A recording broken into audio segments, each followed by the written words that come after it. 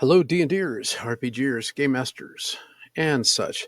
I was substitute in a class. It was an astronomy class, and there were 17 kids in there, and I had to figure out something I can do for 42 minutes to be a lot of fun. I came up with something called like the three skill RPG, which is a little strange, but I'll show you why I did it. They always want to play White Star with me, and I started with a group of kids, but I didn't have the time to everyone to roll a character up, do a bunch of stuff. So what I did was I kind of made this, which is actually sort of super fun. So kids roll on a d20 across the top, and they're going to note their traits. And you only have three skills: fighting, mind/will, and endurance. Now, how this works, there's a little bit of randomness I put in this thing. It's kind of limited. It doesn't go below a certain amount and it doesn't go over a certain amount. So you can tell the top numbers like 17. Okay. They have a certain amount of life. I think the minimum life you get is 3, the most you get is 4. So there's a little randomness in there because everyone's got to be a little different. But how this works is that you get a set of numbers. Let's say this first case, we got 16, 14, 7. And if something happens, let's say there's an explosion, right?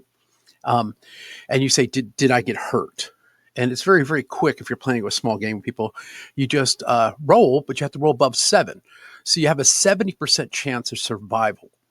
So for example, I'll just go down the criteria. Anything having to do with fighting, hand-to-hand combat, um, walking ice or edge, flying in space, anything I would put underneath fighting, which has to do with your physical strength or dexterity. Okay.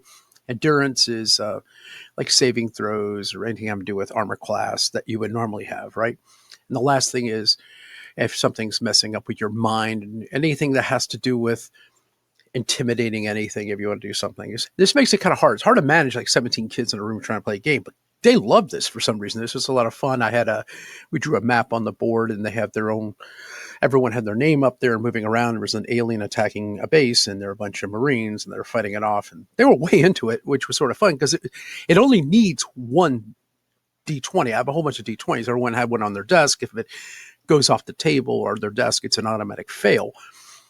But I was able to keep them all entertained for 42 minutes. They don't want to do it again, but I just didn't have the time. But it's just fun to kind of come up with different ways to do things. So I'll just finish going through number one. Let's pretend this person wants to fight. If they have a 16, they only have a 25% chance of rolling above that. So it's going to be 20, 19, 18, 17. So you have to roll above that number. So I guess it kind of makes sense. Oh, I have to be 16 above. So I guess there's 5 numbers for that. And let's say mind and will, there's something going on like a psionic blast happening and they have to roll above a 14 or above to save themselves.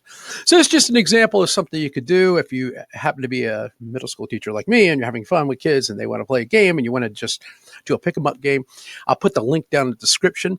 I think for all the people that subscribe and like to watch my weird videos, it's been a while since I put one out. Been really busy this year, but this was just something fun I had to do with a group of kids and had to kind of share. Okay, with that, have an excellent day.